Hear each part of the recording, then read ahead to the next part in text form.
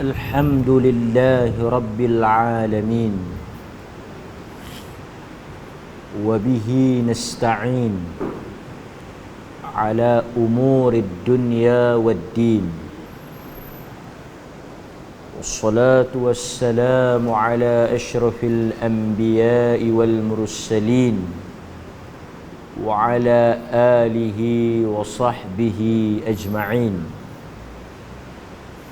أشهد أن لا إله إلا الله وحده لا شريك له وأشهد أن محمدا عبده ورسوله. أما بعد. Tuan-tuan dan puan-puan, muslimin muslimat yang dikasihi dan dirahmati oleh Allah Subhanahu wa taala, seperti mana yang telah dimaklumkan, pada malam ini kita akan memulakan atau menyambung balik pengajian kita. InsyaAllah apa yang kita dapat dan kita perolehi daripada kuliah ini memberikan manfaat kepada saya dan tuan-tuan yang mendengar hadis Nabi sallallahu alaihi wasallam. Wa an ummil mu'minin Ummi Abdillah Aisyah radhiyallahu anha qalat, daripada Ummul Mukminin. Ummul Mukminin kita terjemah ibu orang-orang yang beriman. Ummul Mukminin, ibu orang-orang yang beriman. Gelaran ini disandang atau diberikan khas kepada mereka yang menjadi isteri Nabi sallallahu alaihi wasallam. Mana-mana wanita, perempuan yang berkahwin dengan Nabi, maka dia akan mendapat gelaran Ummul Mukminin. Isteri Nabi ni, kalau hubungannya dengan kita orang-orang yang beriman, ialah ibu. Sebab itu kita boleh memanggil Aisyah radhiyallahu anha dengan istilah ummuna. Apa maksud ummuna? Ibu kita. Kita panggil isteri-isteri Nabi ini dengan gelaran ummuna, ibu kita, yakni merujuk kepada ibu orang-orang yang beriman. Sebab itu kalau kita tengok isteri-isteri Nabi sallallahu alaihi wasallam ni, ada hukum khas yang berhubung dengan mereka. Antaranya, sesiapa yang berkahwin dengan Nabi sallallahu alaihi wasallam tidak boleh lagi untuk berkahwin dengan mana-mana lelaki selepas daripada itu. Sebelum daripada itu boleh. Makna sebelum mereka kahwin dengan Nabi, barangkali mereka merupakan isteri kepada orang lain, janda, kematian suami, bercerai dan sebagainya, mereka berkahwin dengan Nabi. Selepas daripada kewafatan Nabi, mereka tidak boleh lagi berkahwin dengan mana-mana lelaki daripada kalangan orang-orang yang beriman, daripada kalangan orang Islam, kerana kedudukan mereka dengan orang-orang yang beriman adalah kedudukan seorang ibu dengan anak. Sebab itu kita panggil Ummul Mukminin, ibu orang-orang yang beriman. Aisyah radhiyallahu anha wa an abiha, Allah redha dia dan ayahnya. Dia anak kepada Abu Bakar As-Siddiq radhiyallahu an. Dia anak kepada siapa? Abu Bakar As-Siddiq. Dan dia adalah satu-satunya wanita yang berkahwin dengan Nabi sallallahu alaihi wasallam dalam keadaan bikrun, dalam keadaan dara. Yang lain semua Nabi kahwin dalam keadaan mereka sudah berstatus janda. Nabi kahwin dengan selain daripada Nabi kahwin dengan Khadijah, Nabi kahwin dengan Zainab, Hafsah, mereka ini semuanya daripada kalangan janda. Yang Nabi kahwin nak dara seorang ya, Aisyah radhiyallahu anha. Tuan-tuan, di kalangan para fuqaha, ulama-ulama fiqh, mereka bincang mana lebih baik, sama ada menikahi seorang janda atau menikahi seorang anak dara. Kerana kalau tengok pada perbuatan Nabi, Nabi banyak kahwin dengan janda, seorang ya anak dara. Tapi dalam masa yang sama, bila Nabi suruh sahabat kahwin, Nabi suruh kahwin dengan anak dara. Antaranya hadis Jabir bin Abdullah. Nabi tanya kepada Jabir, kau menikah dengan siapa Jabir? Dengan janda, kata dia. Kemudian Nabi tanya, kenapa kau tak kahwin dengan anak dara? Sedangkan perbuatan Nabi sendiri, baginda kahwin ramai daripada kalangan janda. Maka bila tengok ada macam tak selari, perbuatan Nabi kahwin banyak dengan janda, tapi Nabi suruh, Nabi kata dekat Jabir, kahwin dengan anak dara bagus. Maka para ulama kata pada asalnya seseorang itu afdal, digalakkan dia berkahwin dengan anak dara. Asalnya itu adalah pilihan yang pertama. Jadi kalau orang tanya afdal kita kahwin dengan janda atau anak dara, pilihan asalnya, hukum asalnya afdal kita kahwin dengan anak dara berdasarkan arahan Nabi kepada Jabir. Tetapi jika kita ada alasan atau kita ada sebab munasabah yang lain, kenapa kita pilih janda, dia berubah keadaan lah. Sebab bila Nabi tanya dekat Jabir, kenapa kau kahwin dengan janda? Jabir kata ayah dia ada meninggalkan adik-beradik perempuan yang ramai. Kalau dia kahwin dengan anak dara, dia bimbang isteri dia tak boleh jaga adik-adik dia yang lain. Kerana sebelum ayah dia mati, ayah dia telah berpesan amanah kepada dia untuk jaga adik-adik dia. Sebab itu dia pilih orang yang lebih berusia, orang yang ada pengalaman supaya dapat mendidik adik-adik dia. Bila dia bagi penjelasan ni kepada Nabi, dia terang sebab kenapa dia pilih janda. Nabi SAW kata, Allah memberkati perkahwinan engkau. Ini antara apa yang dibincangkan oleh para ulama tentang bagaimana kita nak kahwin ni, sama ada kita kahwin nak dara ataupun janda. Masing-masing ada sebab. Masing-masing ada dia panggil munasabah. Munasabah. Hatta Nabi pun kalau kita tengok, pasal banyak orang dalam mutaakhir ini, dulu dah orang tuduh Nabi dah. Sekarang kita tengok banyak lagi serangan-serangan kepada pribadi Nabi. Orang tuduh Nabi kahwin ramai kerana dasar nafsu dan sebagainya. Tapi bila kita baca dalam sirah, isteri-isteri yang Nabi kahwin, kebanyakan mereka sudah berusia, sudah berumur, janda. Jadi itu antara jawapan yang menjawab kepada tuduhan yang mengatakan Nabi ini seorang yang mempunyai nafsu yang kuat ataupun tuduhan yang buruk lah kepada Nabi dalam isu kahwin ramai ni. Jadi itu berkaitan dengan Aisyah radhiyallahu anha. Cuma dalam hadis ni dia kata Ummu Abdillah. Ummu Abdillah, mak kepada Abdullah. Tapi yang kita tahu, Aisyah tak ada anak.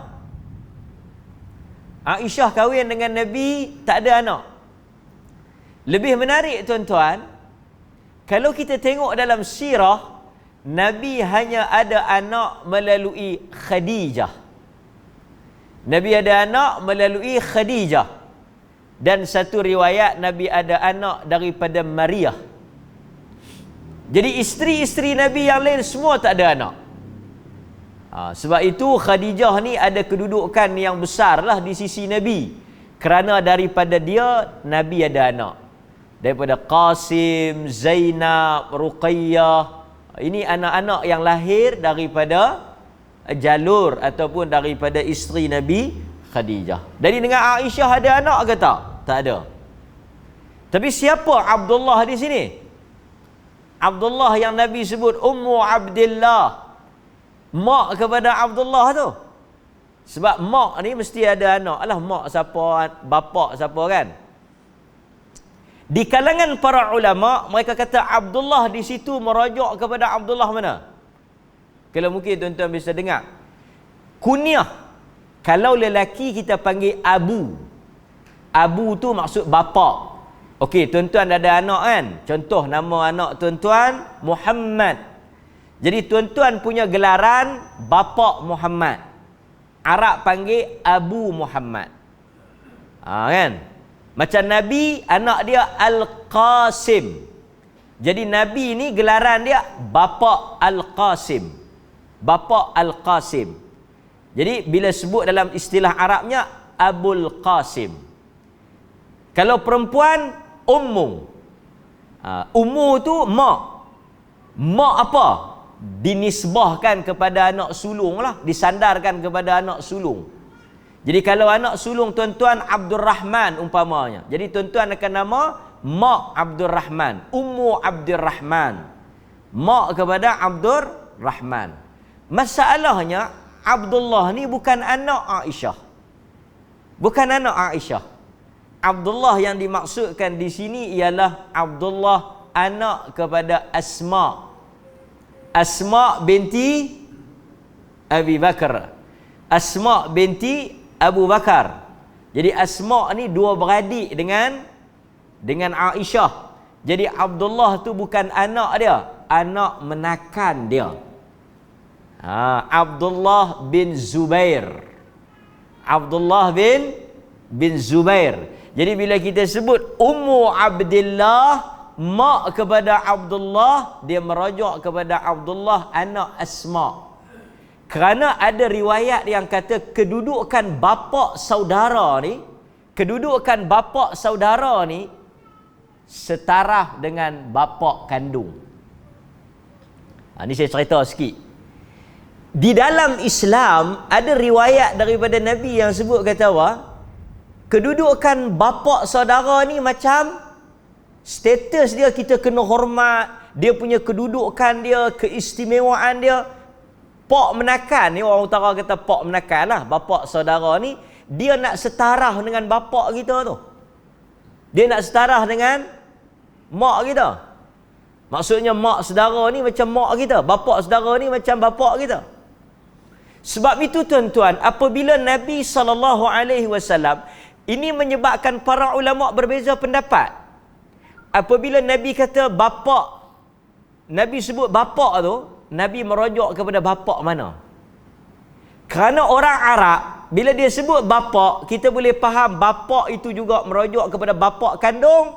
At the same time, dalam masa yang sama, bapa itu juga boleh merujuk kepada bapa. Arab kata abi, bapaku.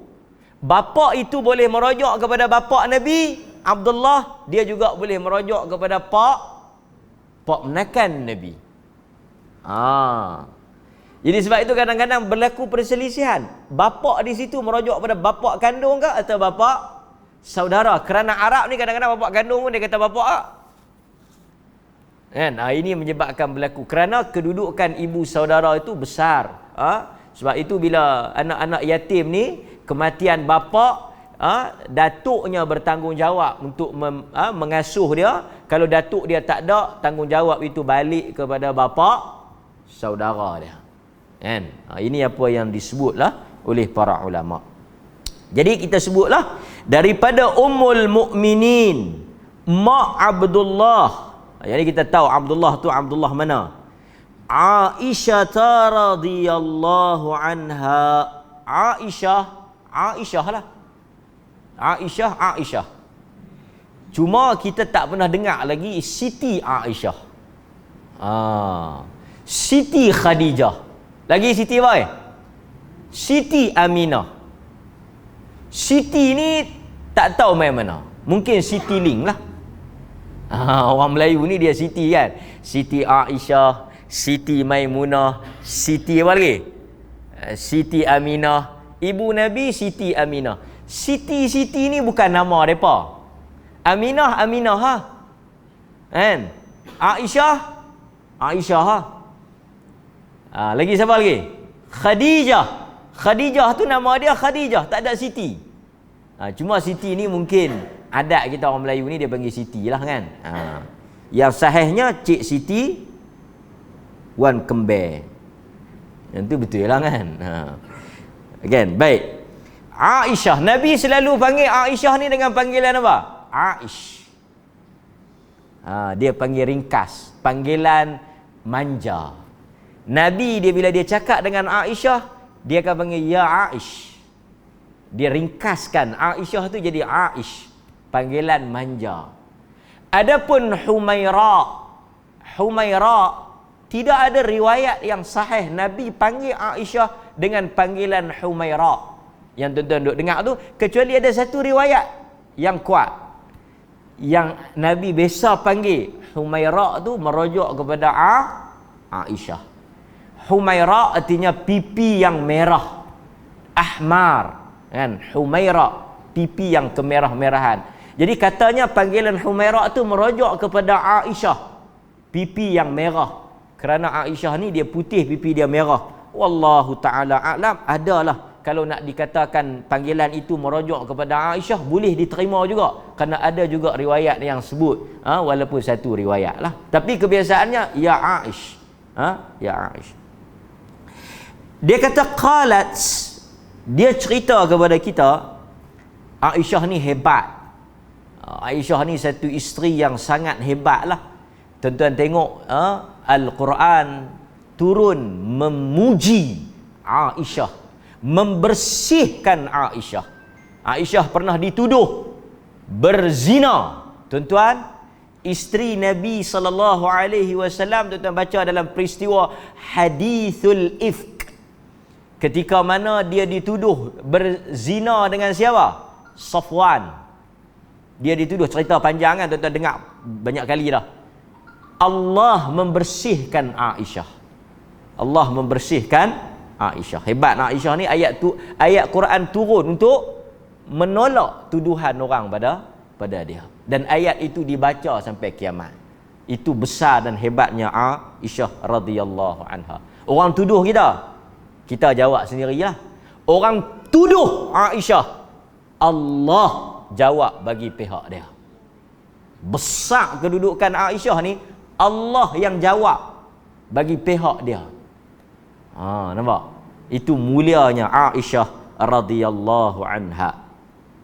Dia kata qala Rasulullah sallallahu alaihi wasallam yaghzu jayshul Ka'bah, akan diserang satu pasukan tentera Ka'bah. Ada satu gerombolan tentera, pasukan tentera yang akan bergerak menyerang Ka'bah. Di dalam sejarah, Ka'bah pernah diserang pada zaman siapa dia? Abrahah. Di dalam surah Al-Fil, Quran cerita kan. Dan tuan-tuan, akan berlaku satu lagi serangan kepada Ka'bah, dan kali ini Ka'bah musnah. Bila Ka'bah akan diserang? Pertama dah berlaku dah pada zaman Abrahah, pada tahun Nabi dilahirkan, yakni Amul Fil, tahun gajah. Bila lagi sekali? Akhir zaman. Akhir zaman akan berlaku satu peristiwa, satu pasukan tentera serang Ka'bah, reban musnah Ka'bah. Selepas daripada itu kiamat. Kan? Jadi Nabi SAW, saya cerita pasal tentera bergajah dengan saya cerita hak yang nak pergi serang hujung zaman lagi. Tapi saya nak baca hadis ni dulu. Nabi kata pasukan tentera ini akan pergi serang Kaabah. Fa idza kanu bi baida minal ard, apabila mereka ini berada di satu kawasan tanah lapang, depa nak pergi serang Kaabah, on the way tu depa berhenti di satu bi baida, satu kawasan lapang, depa duduk untuk berehat. Masa depa duduk berehat tu, yukhsafu bi awwalihim wa akhirihim, Allah Subhanahu wa taala menenggelamkan ke semua orang yang ada di situ. Cerah kena. Allah menunjukkan kekuasaan dia. Baik tuan-tuan, kita sambung. Bila Aisyah dengar, dia ni satu wanita yang sangat kritis. Dia satu wanita yang cerdik, satu wanita yang banyak tanya, dan satu wanita yang orang kata vokal. Dia memang kalau dia tak faham dia tanya. Kalau dia nampak pelik dia akan kritik. Itu Aisyah. Dia bukan wanita biasa. Pasal itu banyak juga kita tengok Aisyah radhiyallahu anha punya pendapat ni agak tajam. Tengok, dia tanya, bila Nabi kata Allah Ta'ala akan tenggelamkan, Allah Ta'ala akan benamkan semua yang ada di tempat tersebut, Aisyah tanya, ya Rasulullah, wahai Rasulullah, kaifa yukhsahu bi awwalihim wa akhirihim wa fihim aswaquhum wa man laysa minhum. Mana mungkin? Kaifa? Macam mana Allah Ta'ala boleh bertindak macam tu? Sebab bukan semua yang duduk di situ nak mari serang Kaabah. Tapi bila turun bala, habis cerah. Bolehkah macam tu? Dia tanya. Sebab dia kata, wa fihim aswaquhum, ada dalam ramai-ramai tang tu orang yang nak main meniaga. Depa nak pi Mekah tapi bukan nak pi serang. Depa nak pi meniaga. Depa tak terlibat dengan geng hak yang jahat ni. Depa bukan geng pasukan tentera yang nak pi serang ni. Depa adalah businessman punya group.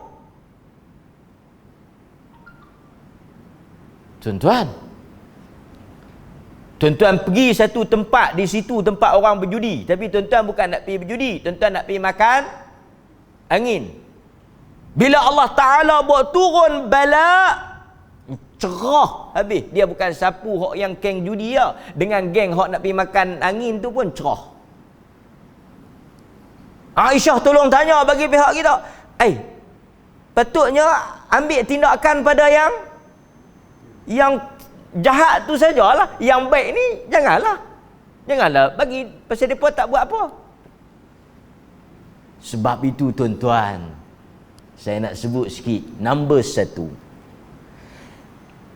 para ulama apabila mensyarahkan hadis ni, mereka kata number 1, tolong jangan bersekongkol, dan tolong jangan bersubhat, dan tolong jangan berkawan, dan tolong jangan duduk dengan orang yang jahat. Sebab apabila musibah bala turun di satu tempat, dia tidak memilih. Sebab itu kita kena pilih orang yang baik. Dah hang tahu kata tempat tu tak bagus, dah tahu kata situ semua kumpulan yang jahat, pasal apa pergi duduk? Hadis ni nak ajak kita supaya apa? Memilih orang yang nak dijadikan teman, memilih orang yang kita nak duduk bersama-sama. Kerana apabila dia turun, dia memang Allah Ta'ala nak hukum, tetapi kita berada pada masa dan tempat yang salah.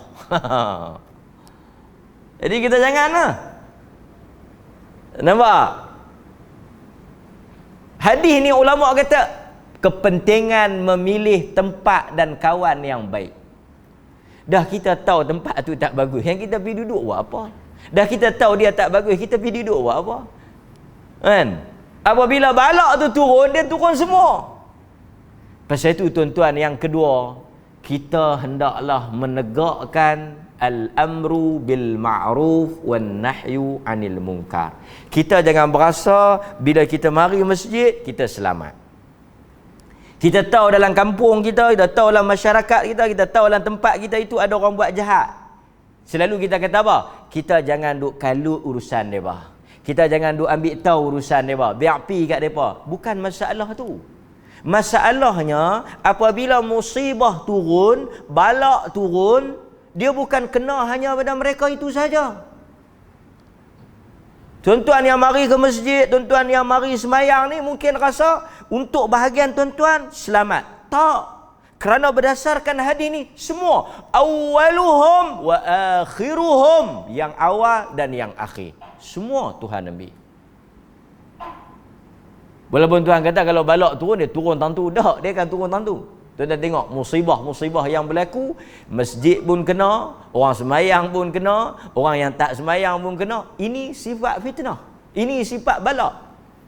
Allah kata dalam Al-Quran, wattaqu fitnatan la tusibanna alladhina zalamu minkum khassah. Hendaklah kamu takut, Quran kata. Apabila balak turun, dia tidak hanya turun pada orang-orang yang zalim, khasah semata-mata, tapi dia turun pada semua yang berada di tempat itu. Maka sebab itu tuan-tuan, kita wajib berlepas diri, dan kalau kita mampu, kita cegah. Dia kata kubur masing-masing. Ini satu pemahaman yang tak betul lah. Alasan kata kubur masing-masing tu tak betul, pasal bila turun balak, semua orang kita ke kena. Kan? Nampak? Cuma Nabi jawab. Aisyah kata wa man laysa minhum, dan ada juga bukan daripada kalangan mereka yang terdiri daripada tentera itu. Kenapa mereka juga dihukum? Bukankah Allah Ta'ala tak boleh hukum orang yang tak bersalah? Nabi kata yukhsafu bi awwalihim wa akhirihim thumma yub'athuna ala niyyatihim muttafaqun alaih. Nabi kata memang itu tabiat balak. Balak ni bila turun dia kena semua. Kan? Tetapi apabila Allah bangkitkan, Allah bangkitkan di atas niat masing-masing. Kita duduk tempat tu cerah mati habis kita dengan kita sekali. Contoh kita naik bas accident. Turun balak, berlaku kemalangan, mati habis 40 orang, termasuk kita dalam tu. Bila kita bangkit esok, yang depan ni nak pergi mana? Dia dah tak pergi tengok cucu. Okey, selamat. Yang ni nak pergi mana? Yang ni nak pergi mencuri. Dia ala niyyatihim, di atas niat masing-masing. Jadi hadis ni kata manusia esok akan bangkit, akan bertanggungjawab di atas apa yang mereka niatkan. Jadi hadirin mukminin penting untuk kita perbetul niat ni. Sebab bila kita duduk dalam satu tempat, tapi tuan-tuan, saya tak tahu, wallahu a'lam kan. Kalau tuan-tuan pergi duduk dalam kelab malam, tuan-tuan nak niat apa? Kita hamil buat apa ni? Saja main nak ngaji. Tempat tu pun orang tak pi. Kan? Pi kelab malam tentu nak nari, nyanyi, takkan nak mengaji. Sebab itu ada benda-benda yang munasabah lah kita boleh terima. Tapi kalau tempat macam tu clear, memang tak boleh. Kan? Hadirin mukminin, saya nak sentuh sikit tentang apa yang disebut sebagai tentera yang serang Kaabah. Tadi kita sentuh ada peristiwa yang telah berlaku, kerana para ulama bincang ni tentera siapa ni. Kalau kita tengok di dalam Al-Quran, Allah Azza wa Jal telah sebut tentang tentera Abrahah. Saya tak mau ceritalah tentera Abrahah ni, tuan-tuan selalu duduk dengar. Dia daripada Yaman, Sana'a. Dia buat satu gereja besar untuk orang pergi, orang tak pergi. Orang mari ke Kaabah, jadi dia bawa tentera dengan gajah nak pergi serang. Panjanglah cerita dia. Dikatakan apabila Allah Ta'ala turun, bila sampai tu gajah dia yang dipanggil Mahmud. Gajah dia nama apa? Mahmud. Gajah dia tu bila sampai nak pergi Kaabah tu tak mau jalan. Pukul tak mau jalan. Gajah tak mau jalan. Bila pusing kok lain, jalan elok. Nampak? Gajah pun tak mau sebahak dengan dia. Kemudian Allah Ta'ala hantar apa? Tairan ababil. Ramai orang Melayu faham ababil ni nama burung. Sebenarnya tak ada tafsir yang kata nama burung. Ababil ni, tuan-tuan perbetul balik dia bukan nama burung. Tak ada nama burung ababil. Melainkan kalau tuan-tuan tanya, ada mereka duk kata, dalam nasyid ada. Dalam nasyid saya dengar burung ababil. Tapi dalam tafsir, ababil tu bukan burung. Ababil ni kalau tengok di dalam tafsir, dia membawa maksud pasukan burung. Tairan ababil tu burung yang datang. Pertama, ahli tafsir kata dia ada 2-3 maksud. Pertama, ababil tu bukan burung. Tu yang tu dulu. Siapa-siapa yang kata ababil tu burung, dia telah salah dalam maksud ababil tu. Kerana dalam tafsir pun tak kata ababil tu burung. Lagi teruk, orang yang percaya ada gambar ababil, burung, di mana tak tahu hari tu viral, ada burung ababil. Dia kata ni lah burung ababil. Burung ni lah yang Quran kata ababil. Dia mungkin tak tahu ataupun mungkin dia pun percaya kat siapa, gambar itu tak ada kaitan. Kerana tak ada burung nama ababil ni. Tu yang Quran kata tairan ababil. Tafsiran yang pertama, ababil membawa maksud berpecah. Ababil ni maksudnya berpecah. Artinya burung tu bila dia mari serang Abrahah, dia datang dalam keadaan berpecah-pecah. Belah kanan ada, belah kiri ada, belah depan ada, belah belakang ada. Dia mai daripada pelbagai sudut. Itu makna ababil. Ababil dengan maksud everywhere. Dia mari serang. Yang kedua, ababil dengan maksud apa? Burung tu datang. Wa arsala alaihim tairan ababil tu, kami hantar burung ababil. Dia datang daripada pelbagai sudut, pelbagai arah, datang dalam keadaan tersusun. Dia macam jet pejuang. Mai. Serangan tersusun. Yang ketiga kata para ulama, ababil dengan maksud burung yang banyak. Jadi bila kita baca wa arsala alaihim tairan ababil, dan telah dihantar burung ababil, telah dihantar burung yang banyak datang daripada pelbagai arah dalam keadaan tersusun. Itu tafsiran yang tepat. Bukan ababil tu burung ababil. Dia kata lama dah ustazah tu duk habaq ababil, tak apalah nak buat macam mana. Benda lama bukan semestinya betul. Ramai orang duk kata burung ababil, takkan dia pun tak tahu. Ramai pun bukan tentu betul. Kan? Ababil dia bukan burung. Jadi kita jangan cepat dapat gambar ini burung ababil. Burung ni ada di Turki. Dak kalau betul itu pun burung ababil, apa masalah kita? Yang kita nak pergi duk kalut ni burung-burung bawa bala.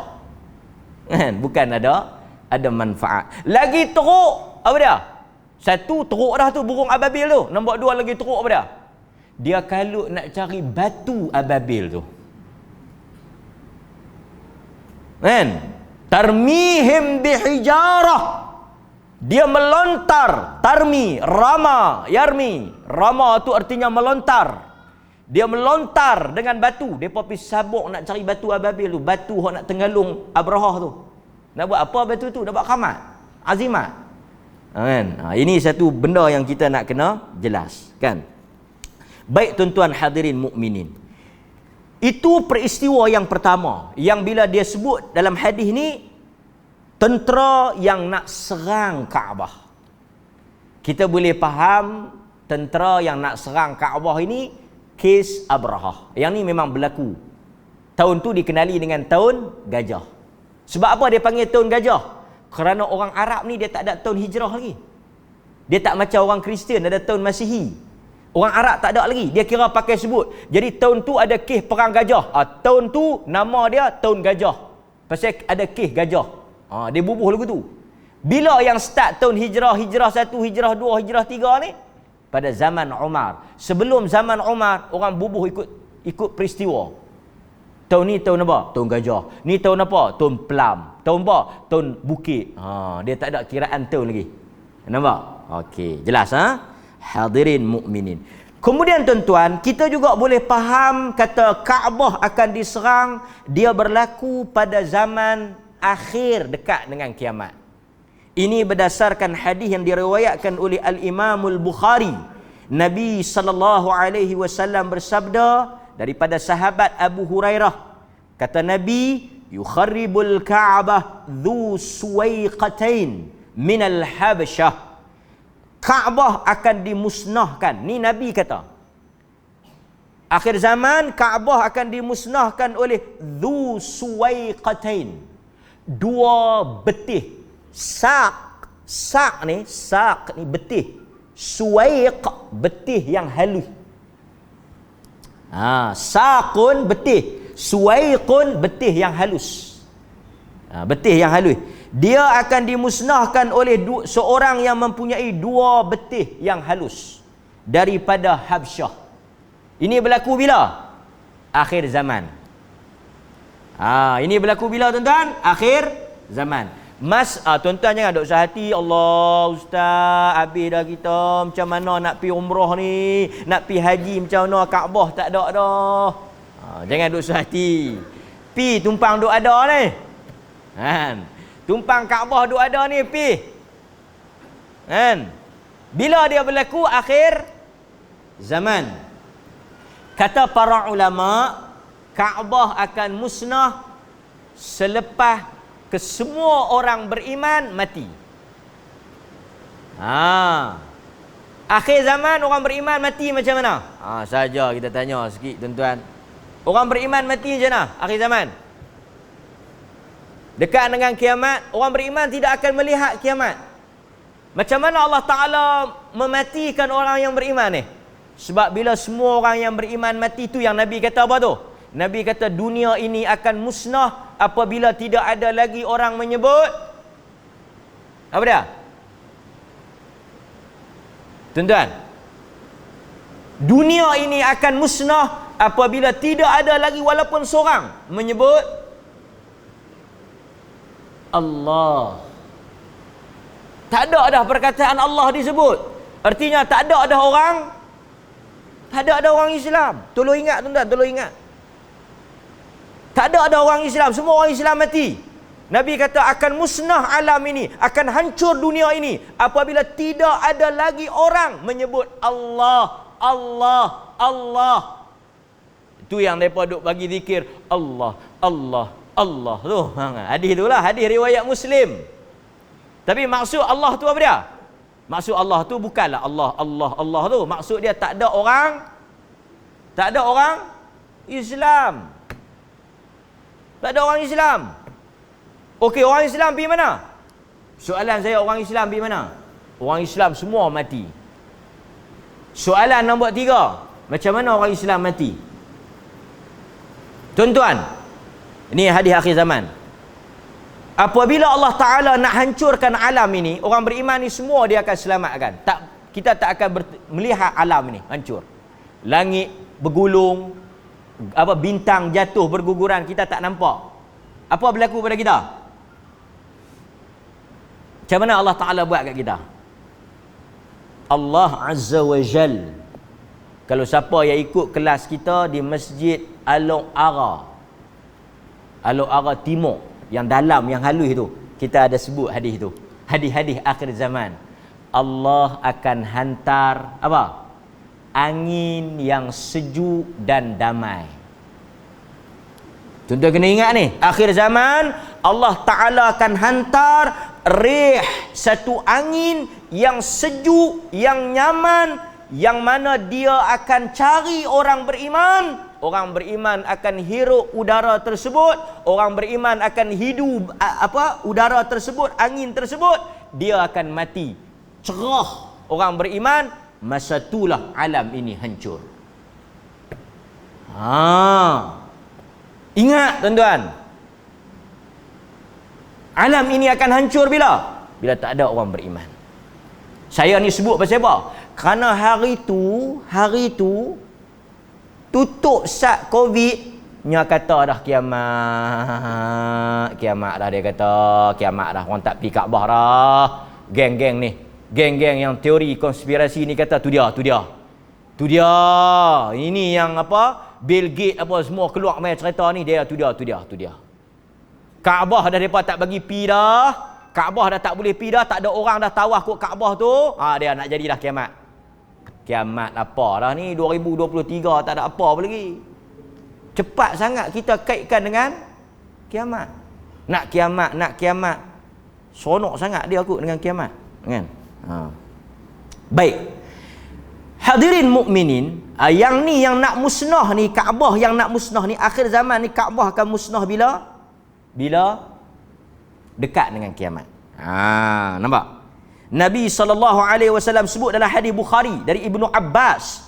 Nabi kata, ka'anni bihi aswad afhaj yaqla'uha hajaran. Aku nampak orang yang nak perban Kaabah itu, apa dia? Kulit hitam. Orang kulit hitam. Dulu dia pakai kata siapa? Tuan-tuan tak tahu, tak bawa pergi lah, kan? Ada dulu dia pakai kata kawan tu dah tak jadi dah lah ni, naik orang lain. Dia pakai kata ni kulit hitam tu kawan tu lah, kan? Okey, saya biasa sebut, kan, kalau tuan-tuan ingat kulit hitam tu, dia pakai kata dia tu lah yang Nabi kata. Lah kawan tu pun dah turun lah, tak musnah juga Kaabah tu, kan? Jangan cepat. Hadis-hadis akhir zaman kita tak boleh tafsiran ikut suka. Ni orang kita bukan boleh sikit viral sikit dia percaya. Tuan-tuan jangan duk percaya lah, mailah mengaji, tak payah duk tengok ni yang duk viral tu. Hari tu viral apa? Viral apa itu ni? Kiamat bila? Apabila Ramadan 15 hari bulan jatuh hari Jumaat, minggu ke berapa tak tahu. Ingat tak? Dapat tak masuk lah dalam telefon? Telefon tu selain daripada kuliah saya, tak payah duk dengar. Senang lagu tu. Kita tak larat nak duk terang.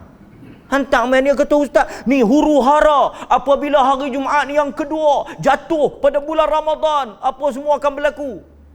Berapa kali Jumaat dah? Bukan kata raya haji, nak masuk raya Hindu pula ni. Tu pun percaya. Yang kata nak berlaku kiamat hari Jumaat minggu kedua kalau jatuh 15 Ramadan bersamaan dengan hari Jumaat. Tuan-tuan, benda-benda macam ni karut kita masalah syok dengan benda-benda sensitif, benda-benda viral, tapi dengan mengaji malas. Dengar lagu ni, mengajar lagu ni tak mau, tapi kalau lagu tu seronok. Kan?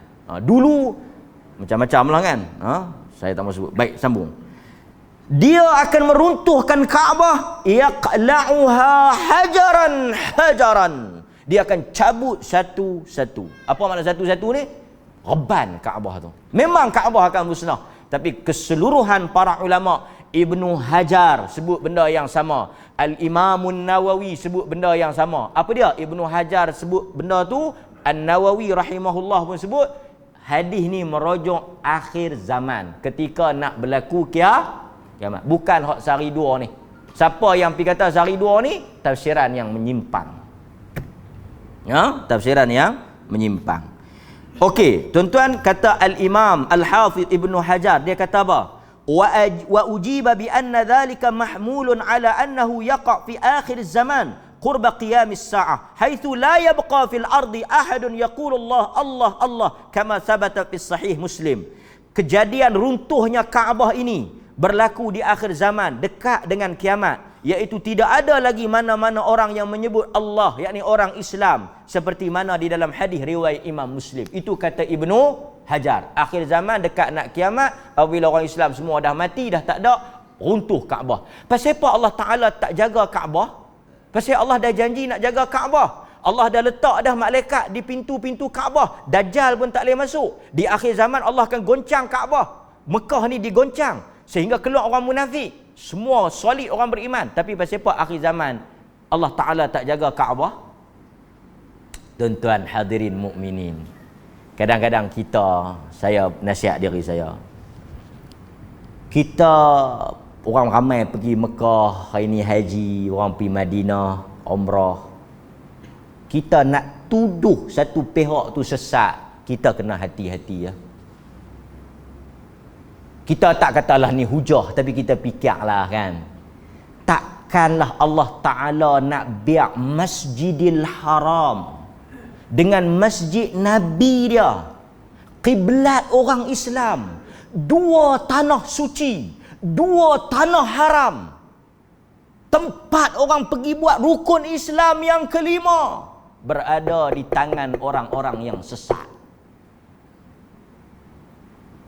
Siapa, kadang-kadang kita kena tanya juga, siapa yang Allah pilih untuk jaga Mekah? Siapa yang Allah pilih untuk jaga Madinah? Siapa yang Allah Ta'ala pilih untuk mengimarahkan Masjidil Haram, menjadi imam di Masjidil Haram? Orang yang menyambut hujjaj, para haji ni, siapa? Mereka ni orang tuduh apa? Takkan Tuhan nak biar orang sesat pergi jaga Mekah dengan Madinah. Sedangkan Tuhan telah janji Dajjal tak akan masuk ke Mekah dan Madinah.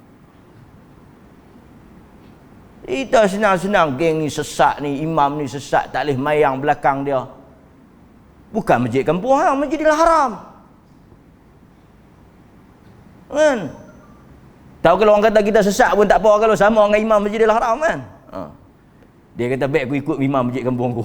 Kan? Ini kadang-kadang tuan-tuan hadirin mukminin, Allah memelihara Makkah dan Madinah. Baik. Kemudian tuan-tuan, orang yang nak serang ni adalah kulit hitam, merujuk kepada orang Habasyah. Dan Abrahah tu memang orang Habsyah yang dia berkuasa di Yaman. Dia duduk di Yaman, tapi dia Habasyah. Dan dia akan musnah juga oleh satu lagi puak nama Qahtan. Datang daripada Qahtan, kan? Pasal apa Allah Ta'ala tak jaga dah Mekah akhir zaman? Pasal dah tak ada orang Islam, Mekah sudah tidak diimarahkan lagi, orang sudah tidak ada yang pergi buat haji, masa tu Allah Ta'ala biarkan dia musnah. Dapat? Kalau tuan-tuan tanya, dalam Al-Quran Allah Ta'ala sebut Al-Ankabut. Tuan-tuan tengok Al-Ankabut. Dalam surah Al-Ankabut ayat 67, Allah janji dia akan jaga Mekah. Tapi dalam hadis akhir zaman Allah Ta'ala biar dia musnah. Kerana apa? Kerana kata Al-Imam Nawawi, hadis yang cerita kata Kaabah akan musnah tidak bertembung dengan dalil dalam Al-Quran yang kata Allah akan jaga tanah haram. Allah nak jaga tanah haram. Tapi hadis kata Kaabah akan musnah. Macam mana nak faham? An-Nawawi kata, apabila hampirnya kiamat, dunia menjadi rosak, maka ketika itu Allah akan membiarkan Kaabah musnah. Pasal apa? Pasal tak ada manfaat orang Islam dah tak? Tak ada. Hadirin mukminin. Okey, baik. Itu apa yang disebut oleh Nabi sallallahu alaihi wasallam berkaitan dengan tentera yang akan serang. Tapi kita jangan takut tuan-tuan. Sebab apa? Kalau kita duduk di tempat tersebut, turun balak, tapi kita akan bangkit di atas niat kita. Okey. Kita tengok satu lagi hadis, ada masa lagi, last kita ambil satu hadis yang dibawa oleh Al-Imam Nawawi rahimahullahu taala. Nabi kata, wa an Abi Abdillah Jabir bin Abdillah. Tadi kita sebut nama dia, Jabir bin Abdillah Al-Ansari. Al-Ansari. Dia kata, kunna ma'an nabi fi ghazatin faqal inna bil Madinah la rijalan ma sirtum masira. Nabi kata ada orang yang duduk di Madinah, mereka pergi perang. Dalam sebahagian riwayat kata perang Tabuk. Perang Tabuk. Nabi kata ni, nak cerita dekat hampa yang mai perang ni, tentera-tentera semua ni, ada orang yang duduk di Madinah, dia tak berjalan dengan kita. Perang Tabuk ni jangan main-main tuan-tuan. Tabuk ni di mana? Tabuk dalam negara Arab Saudi. Tuan-tuan boleh tengok dalam map, Tabuk ni dalam negara Arab Saudi. Dia berdekatan dengan Jordan. Kalau orang Jordan nak masuk ke Arab Saudi, dia akan melalui border Tabuk. Jauh, Tabuk ni jauh. Dan di Saudi tu, kawasan Saudi tu, Tabuk ni tempat turun salji. Jordan kan turun salji, Tabuk dekat dengan Jordan, dia pun turun salji. Jauh Tabuk ni. Jadi masa tu berjalan punya susah. Nabi cerita dekat sahabat, ada orang duduk di Madinah, relax, dapat pahala sama dengan kita. Nampak? Nabi kata, masirtum masira. Dia tak berjalan sikit pun. Wala qata'tum wadiya. Dia tak lalu pun mana-mana lembah. Illa kanu ma'akum. Tetapi pahala mereka sama dengan kamu. Tuan-tuan, ada orang kata kat kita, dia tu tak main masjid pun, hang main masjid, tapi pahala dia sama dengan hang. Kita punyalah susah nak main, hujan, kan, keluar awal, masjid jauh, kan, tiba-tiba ramai yang tak main ni. Tak main ni banyak sebab. Cikgu tu pergi mana haji? Ada. Dia sakit ke? Tak. Pasal apa dia tak main? Dia tak tahu dah ustaz dia tak mau mengaji dah lah. Oh, inna lillahi wa inna ilaihi. Dia tak mau mengaji dah. Sayang no, dekat-dekat nak mati dia tergelincir, bukan tersesat, tergelincir. Sayanglah kan. Patutnya sampai mati mengaji. Mana bagus? Dulu dia ni tak nampak ustaz. Lah dia duk nampak, kerak duk ikut. Alhamdulillah. Lepas tu dia mati. Yang tu ustaz, dulu kerap duk nampak. Lah dia tak nampak dah. Lepas tu dia mati. Kita azan dulu, saat kita perhabis hadis ni, sikit lagi. Depa tanya, mana boleh pahala sama? Depa duduk, kami mai. Nabi habaq, pasal apa boleh sama? Kita masuk dalam grup tu. Kita dengar saat lagi sikit. Tak azan dulu saat lagi saya perhabis hadis ni, insya-Allah taala. Okey. So Nabi kata, illa kanu ma'akum, melainkan mereka yang duduk di Madinah yang tak keluar tadi ni sama pahala dengan kamu. Sama. Ramai orang dia nak buat benda tu tapi dia tak dapat. Nabi kata ma'akum, dia sama dengan kamu. Habasahumul marad. Pasal apa? Hadis ni riwayat Muslim. Mereka tak mari kerana mereka ditahan oleh sakit. Mereka tak mari perang dengan kita, mereka tak keluar jihad dengan kita ni kerana apa? Habasahumul marad. Mereka ditahan oleh sakit. Tapi Allah telah bagi pahala yang sama. Tapi syarat dia tang mana? Syarat dia tang mana? Ada dua syarat. Yang pertama, dia kena masa sihat dia buat benda tu. Maksudnya masa dia sihat dia keluar. Masa dia sihat dia pi. Masa dia sihat dia buat. Lepas tu dia sakit, dia tak boleh buat. Barulah dia dapat sama tu. Dapat? Tidak tak haji ya. Memang dia bukan tak mau mai, tapi dia tak ada kekuatan dia nak pi. Dulu dia pi tak masa dia sihat? Tak juga ustaz. Dulu pun dia tak pi tak? Dulu pun dia nak pi tu. Nak pi. Tak pi sampai ke sudah. Ni tak. Pasal ada hadis Nabi SAW sebut apa? Dalam riwayat Bukhari. Pasal tu kita kena baca semua, tak boleh ambil satu benda kita buat kesimpulan. Hadis yang Bukhari ni dia cakap macam ni. Idza maridal 'abdu aw safara. Mana-mana orang yang sakit atau dia musafir. Orang sakit dengan musafir ni dia tak boleh buat macam orang sihat dengan orang duduk di kampung. Nabi kata kutiba lahu mithlu ma kana ya'malu muqiman sahihan. Nampak? Nabi ikat dengan apa? Muqiman sahihan. Dia dapat pahala yang sama seperti mana yang dia biasa buat ketika dia muqim, ketika dia sihat. Pasal itu kita kata dia kena mula dari awal. Awal dia kena istiqamah. Ramai. Ada yang kita jumpa pasal apa? Dah tak boleh pergi pasal apa? Sakit. Kaki, ada satu orang tu kaki dia kena kerak. Kaki dia tak boleh pergi. Kaki tak ada. Masa kaki dia ada, dia pergi tak? Dia pergi. Lepas itulah kaki dia tak ada. Macam mana dia nak pergi kaki tak ada? Kan? Macam datuk kita tak main benda ni. Mata dia operate. Masa mata dia ada, dia main. Mata operate dan tak gamak saya mata dia operate. Dia tak boleh main. Berapa orang yang operate mata? Dan masa mata duk elok main tak? Tak main juga. Pasal tu masa kita, masa orang-orang yang duk main masjid, sedih. Dia tak boleh main masa masjid tutup.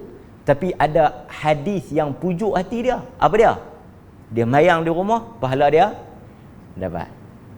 Masa tuan-tuan semayang itu ni, PKP yang tutup masjid tu, semua tu syamaah. Kira dapat pasal hadis ni.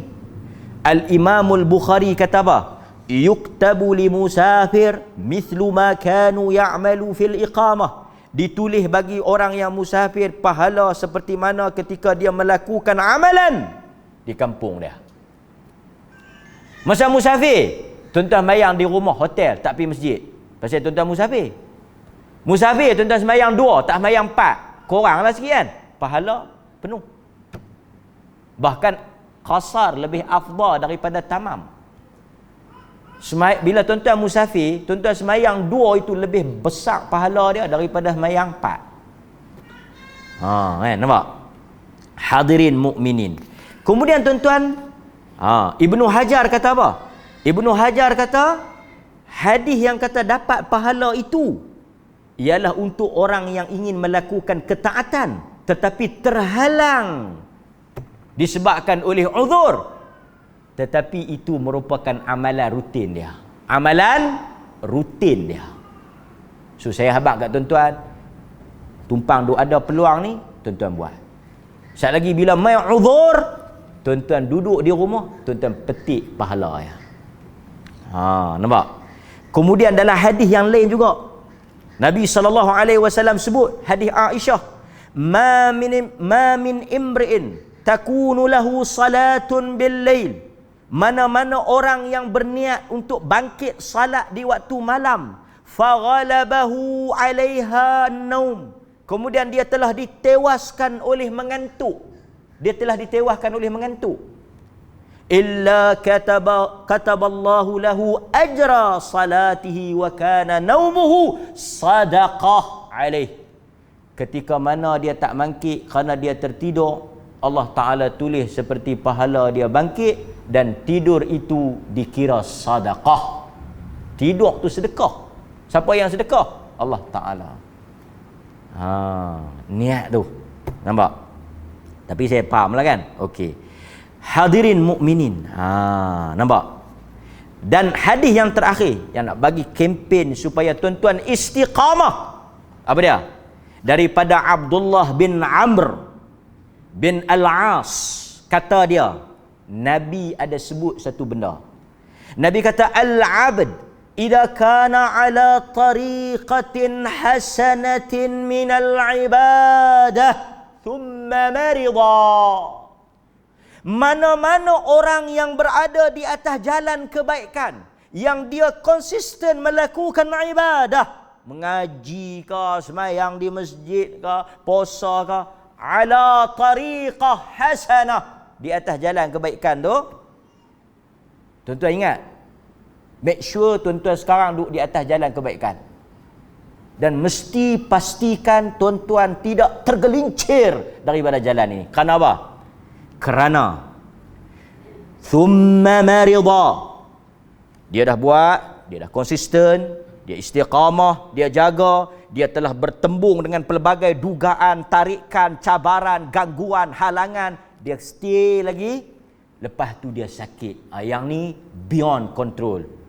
Dia bukan dia luar kawalan lah. Pasal sakit ni bukan kita boleh buat. Dia sakit. Yang lain, kalau lain pada sakit, tak ki. Faham tak? Pasal yang tu kita pilih, sakit kita tak pilih. Bam, kena sakit. Covid ke apa ke. Kan?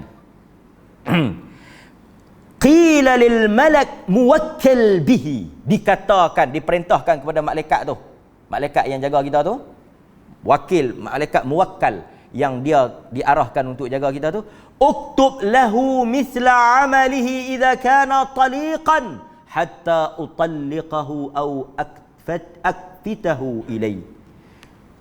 Diperintahkan pada malaikat tu, tulis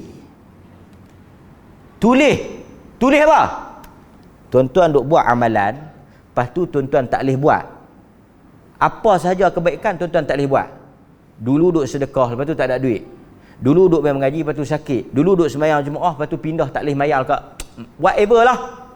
Allah kata kat malaikat, tulis pahala penuh sampai berlaku padanya dua keadaan. Apa dia? Tulis masa dia sakit, masa dia tak buat tu, tulis penuh. Sampai bila nak tulis tu? Sampai dua benda. Satu, dia lega. Masa dia sakit tu penuh, dia lega. Pasal bila dia lega, tengok dulu, kalau lega, dia tuang. Tak aji ya. Kita pergi melawat dia. Aku tunggu aku lega aku pergi ya. Tunggu aku lega aku pergi ya. Tunggu aku lega aku ikutlah. Malaikat tulis lepas tu dia lega. Dia tak pergi, habis. Satu lagi tulis sampai bila? Antara dua ayat kita ni. Lega dengan mati. Maksudnya kalau sampai ke mati kita sakit, kira macam kita pencin akhirat lah. Kita mayang di masjid sampai umur kita 60. Sampai 60 Allah takdirkan stroke. Saya bagi contoh terus. 60 tuan-tuan duduk mayang di masjid, main 60 stroke, terlantak sampai bila? Sampai ke mati. 20 tahun stroke, 20 tahun tak boleh main masjid, 20 tahun tak boleh jemaah, tapi pahala full mak jamaah. Tapi dia tuntut apa? Dia tuntut kita ambil ketika muqiman sahihan. Nampak? Itu cabaran besar. Mudah-mudahan Allah Ta'ala. Sebab tu ada orang untung. Satu hari dia mula, ketika dia sihat, lepas tu dia mati. Besar. Kita jangan underestimate. Jangan kita baca orang rendah. Mungkin dia nak buat 2-3 hari, Allah ambil nyawa dia. Mudah-mudahan Allah Ta'ala merahmati kita. Itu sahaja hadis pada malam ini, insya-Allah. Dan kuliah yang akan datang kita akan sambung hadis-hadis yang berikutnya. Wassallallahu ala nabiyyina Muhammad wa ala alihi washabbihi wasallam. Alhamdulillahirabbil alamin. Assalamualaikum warahmatullahi wabarakatuh.